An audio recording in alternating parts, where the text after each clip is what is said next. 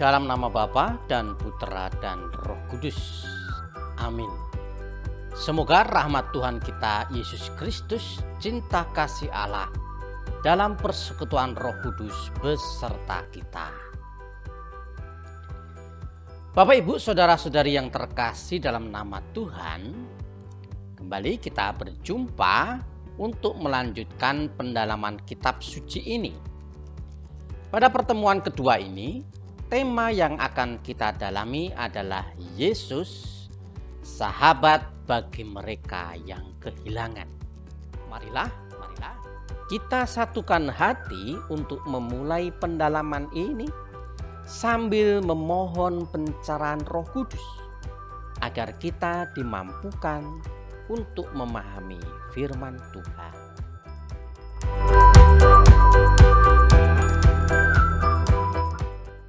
Bapak, Ibu, saudara-saudari yang terkasih dalam nama Tuhan,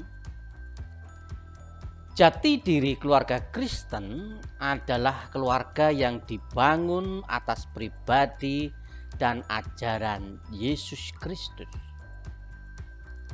Figur Yesus ini tentu tidak dapat dikesampingkan ketika keluarga sedang menghadapi problem kehidupan, termasuk ketika keluarga sedang mengalami peristiwa kehilangan. Kisah Marta dan Maria yang mengalami kehilangan karena kematian saudaranya Lazarus dan kemudian dibangkitkan oleh Yesus inilah yang akan kita gali bersama sehingga kita dapat bertahan dan bangkit dari kesedihan.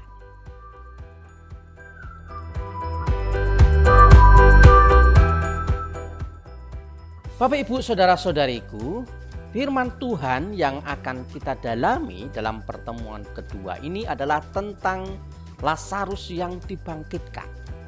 Secara utuh dapat dilihat dalam Injil Yohanes bab 11 ayat 1 sampai dengan 45.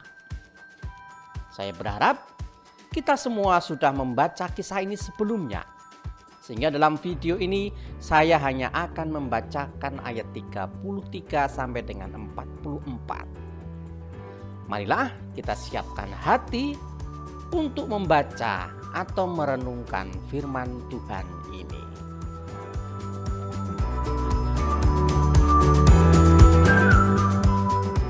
Ketika Yesus melihat Maria menangis dan juga orang-orang Yahudi yang datang bersama-sama dia, maka masyulah hatinya.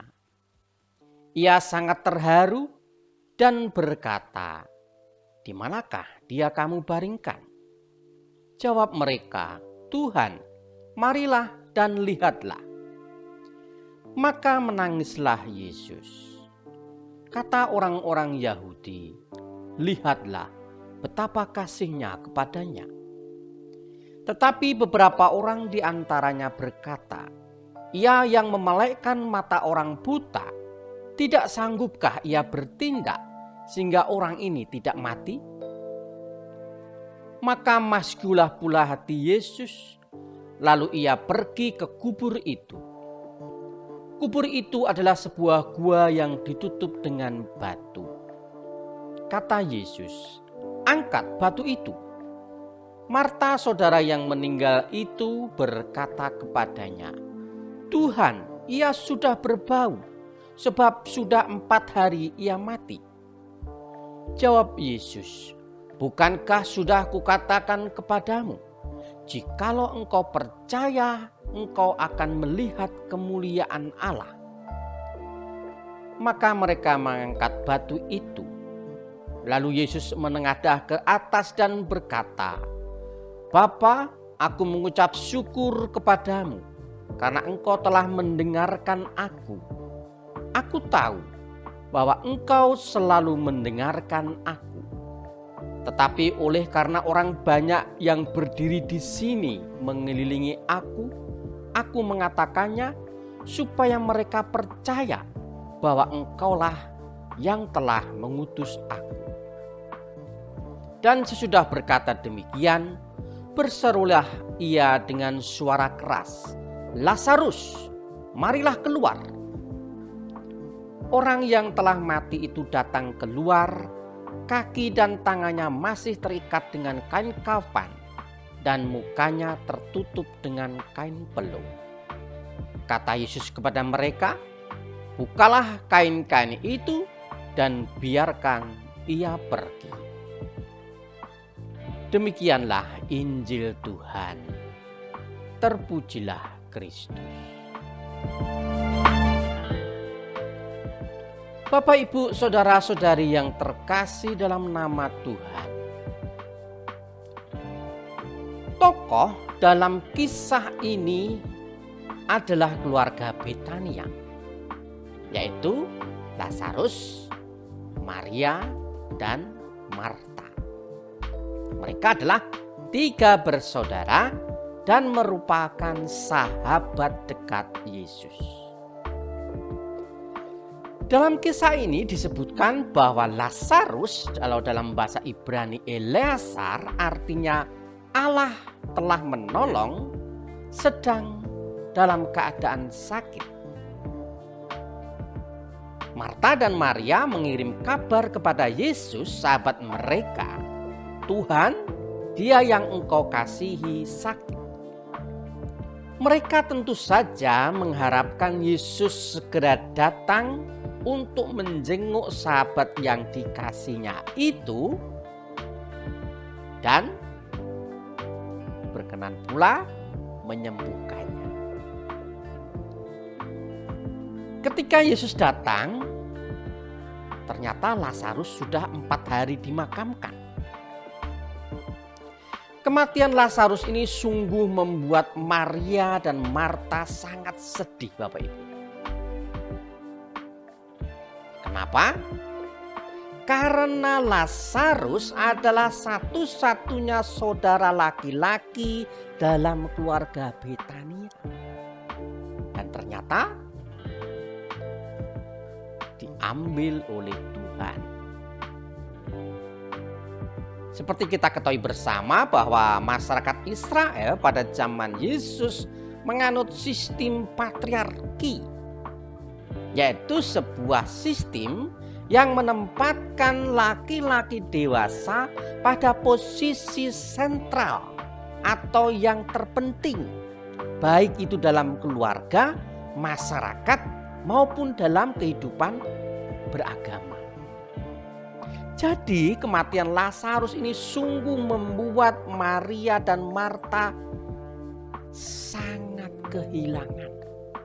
Dan mungkin peristiwa itu akan menempatkan mereka dalam kesulitan di kemudian hari.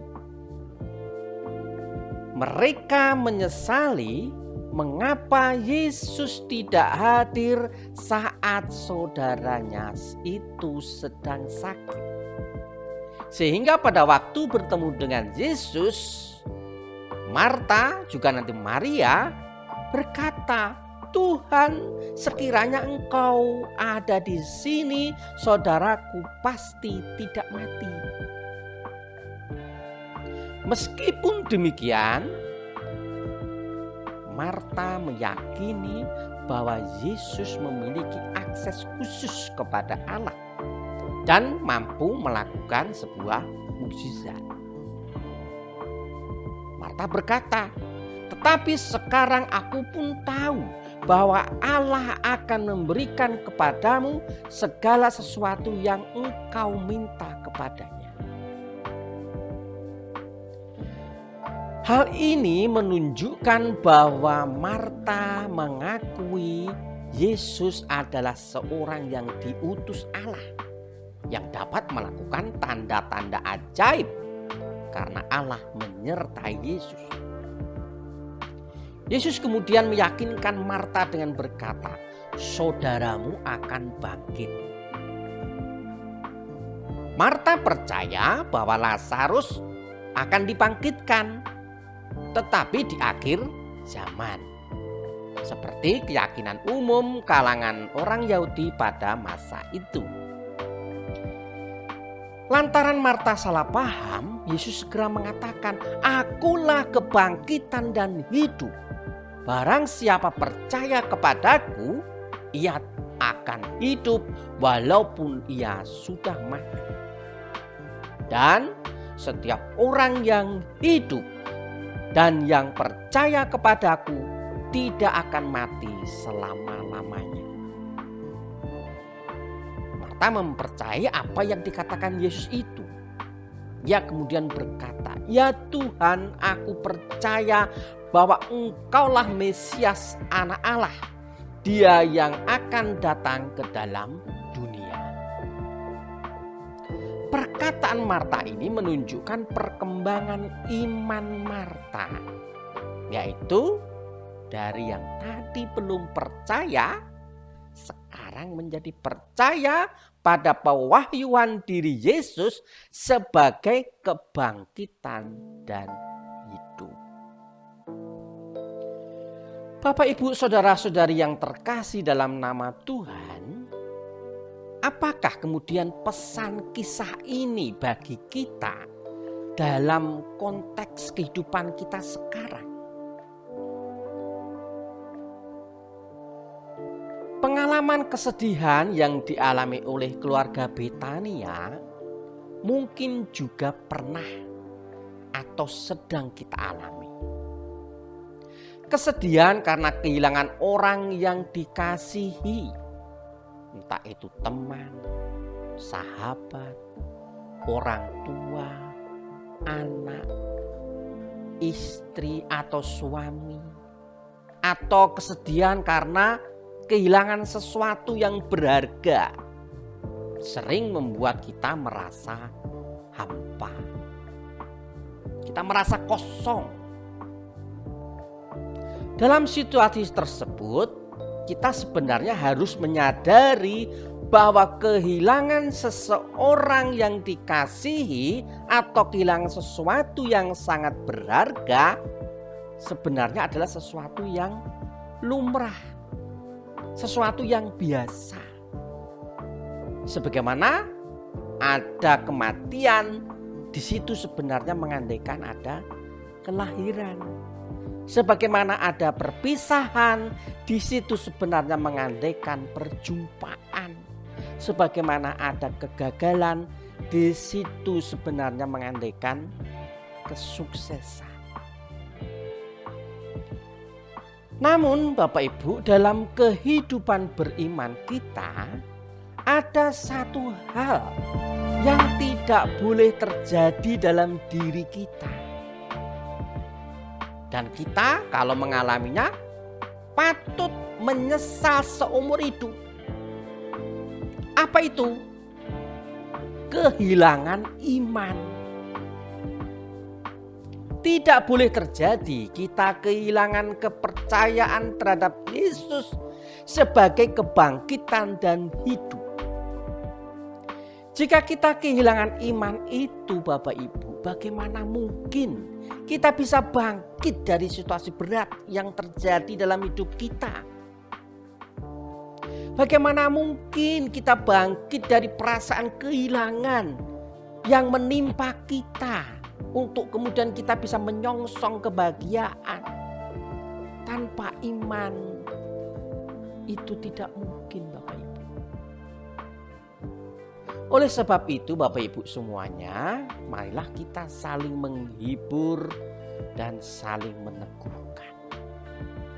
Sebagaimana Yesus yang memberikan penghiburan dan menjadi tanda kegembiraan bagi keluarga Betania dalam kisah yang tadi kita baca bersama. Ada banyak cara yang dapat kita lakukan untuk saling menghibur dan saling meneguhkan tersebut. Kita bisa saling mendoakan, menyapa, mengunjungi jika itu memungkinkan, meringankan, memenuhi, meneguhkan, memuji, memaafkan, dan cara-cara lain yang bisa kita lakukan dalam hidup kita. Yesus telah memberikan teladan bagi kita bahwa adalah lebih baik bagi kita menjadi pribadi yang membangkitkan dan menghidupkan daripada menjadi pribadi yang menyukai kekerasan dan yang mematikan.